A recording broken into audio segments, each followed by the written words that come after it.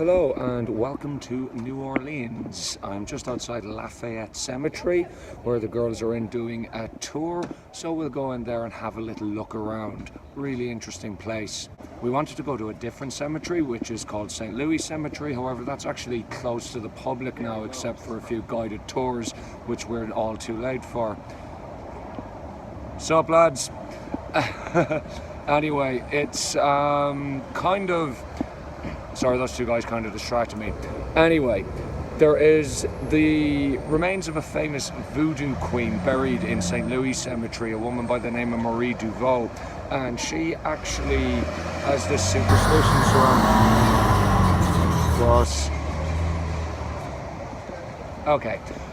This voodoo queen, Marie Duveau, actually has this superstition surrounding her where that if you go and you paint 3 X's on her grave, she's allegedly going to grant you a wish. Now, the problem with that is that her grave was getting repeatedly vandalized as a result of this, and as such, the Archdiocese of New Orleans, has actually restricted access to the grave now because there's been a couple of pretty shocking acts of vandalism, such as people painting her grave what has been described as Pepto-Bismol pink. Not cool. Look at those professionals. Anyway, so as you can see, the place contains all of these really amazing looking above ground tombs, which have a surprising amount of them with Irish names on them, which is weird. We've got McGee there, and I saw Hogan over on the other side a minute ago. Typical of the Irish. We never invaded anywhere, but we infested everywhere. And I overheard the tour guide saying earlier that this is allegedly the oldest tomb in the place. However, they don't actually have an exact date for it or know who owns it, owing to the fact that whoever had the tomb has obviously stopped maintaining it and looking after it. As you can see, it's fallen into disrepair now, so they don't actually know who's buried in here, and obviously they can't exactly just dig up the bodies and do DNA tests on them because that would be massively disrespectful.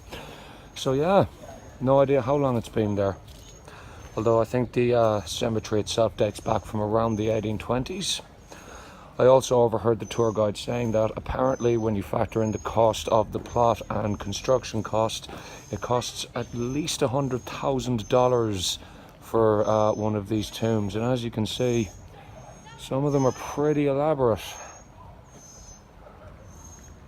Apparently, the tradition of the above-ground tombs was borrowed from Mediterranean countries. Obviously, New Orleans has a very large Mediterranean influence, having previously been owned by the Spanish and then most famously the French. So that's obviously where this custom comes from. And there's the Blessed Virgin. Not seen much of her since I left Ireland. Once again, suspiciously blonde-haired for a Middle Eastern woman, isn't she? So that's Lafayette Cemetery. Oh yeah, I'd like to add in, you'll have to forgive me for being really hoarse and sounding like a 90-year-old blues singer today. I was at WrestleMania and the Undertaker's entrance robbed me of my vocal cords. Sorry.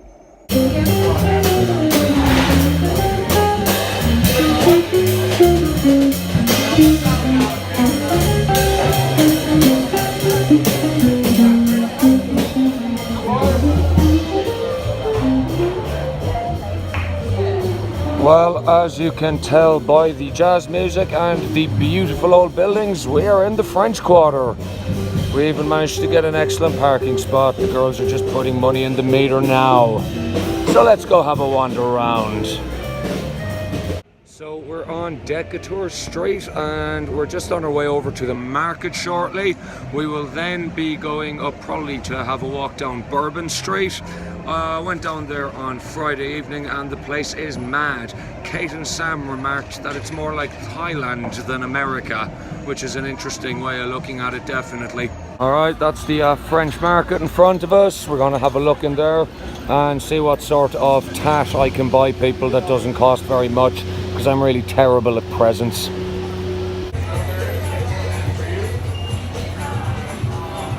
And they have a whole array of New Orleans related tat here. Amazing the amount of ways you can make fleur-de-lis, isn't it? It's a Monday afternoon, so thankfully it's not too busy, and a lot of the WrestleMania crowd have pissed off home, meaning that I have room to actually move around, which is nice. Organic, vegan and gluten-free. Well, I won't be eating there. Swamp food for you. I really want to go in there and order the alligator just so I can tell them to make it snappy. One thing I have noticed about New Orleans is that, as you can tell, still an awful lot of construction happening. I get the distinct impression that this place still hasn't recovered from Hurricane Katrina. That was 13 years ago now. It's quite a poor city from what I can gather. The parts outside of the city centre are quite shabby and are nice Hyundai, mate. So yeah, some parts outside the city centre are quite shabby to the point where I wouldn't really want to be walking around them on my own. And we have reached the tourist tat end of the market. Being the massive hipster I am, I'm going to pretend I'm above all this stuff and look down my nose at it while secretly wanting to buy like most of it. As I mentioned earlier, I was at WrestleMania last night, and I do have one pretty funny story from it actually. I'm wearing a t-shirt of an Irish wrestler by the name of Finn Balor. I'll just show it to you there. And as you can see, that's his logo with an obvious rainbow flag on it in support of gay rights. Now, obviously, I would be a massive supporter of gay rights, or as I like to call them, you know, human rights. But some guy who was out in the smoking area at one point seemed to take exception to the t-shirt.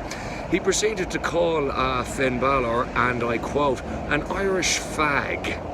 He then pointed at my t-shirt going, what are you, some kind of faggot? So I just turned around to him and asked him if he wanted to make out or something. He seemed quite put back by that, and I then asked him, well, why would you be going around asking blokes if they're gay if you didn't want to make out? He didn't really like that one. I'm just walking off to try and find a shop at the moment, and look at these beautiful old buildings. They're just incredible. I know I was kind of a bit down on New Orleans there a few minutes ago, but it is actually a fantastic city. The best way I would describe it is that it's got soul, if that makes sense. A lot of the French Quarters, these kind of tatty touristy shops, but I don't mind them really. People have to make a living, I suppose, and if people are buying it, of course they're going to sell it. It is an absolutely incredible place, New Orleans. If you have not been here, go here. It's really one of those cities you absolutely have to visit. Right, so I did actually venture into one of the tourist tat shops, as I said, and I got a New Orleans sticker for the front of my bike, because I have quite a few stickers on that.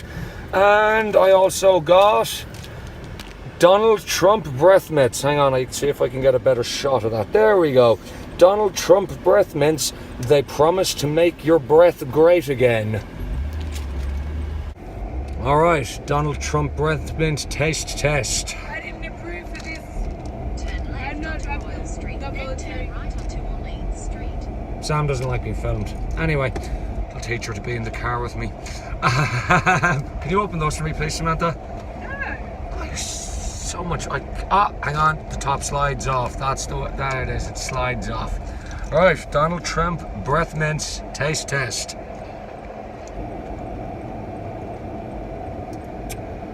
Oh God. I think they're at least 98% sugar. Much like the man himself, they promised a lot more than they actually delivered. Yeah. We're just about to go on to Bourbon Street now. The traffic on this seems to be an absolute clusterfuck at the best of times. Thankfully, Kate's driving. This is the madness that is Bourbon Street. And this is 5:20 on a Monday evening, and as you can see, it's already packed. It is a bit too touristy, maybe, for my own personal tastes. As you can see, the areas just off of it have just, again, loads of beautiful old buildings. I'd imagine Bourbon Street is absolutely psychotic at night. But anyway, we shall move on. We're literally 3 or 4 blocks from the French Quarter, and as you can see, things can go downhill in New Orleans pretty quickly. This place is rough as. There's a police car, you can just see the blue lights across the road. Yeah, definitely a less salubrious part of the Big Easy. Okay, weird camera angle so Sam doesn't fucking whinge again. Anyway, that's it for today. We will be going out the swamp tomorrow. We'll see you later. So uncouth! Okay, some bonus content here, people. This is the alcohol section of a pharmacy. I am not joking. They sell alcohol in pharmacies in America. I can also buy cigarettes here. America, you're kind of mad.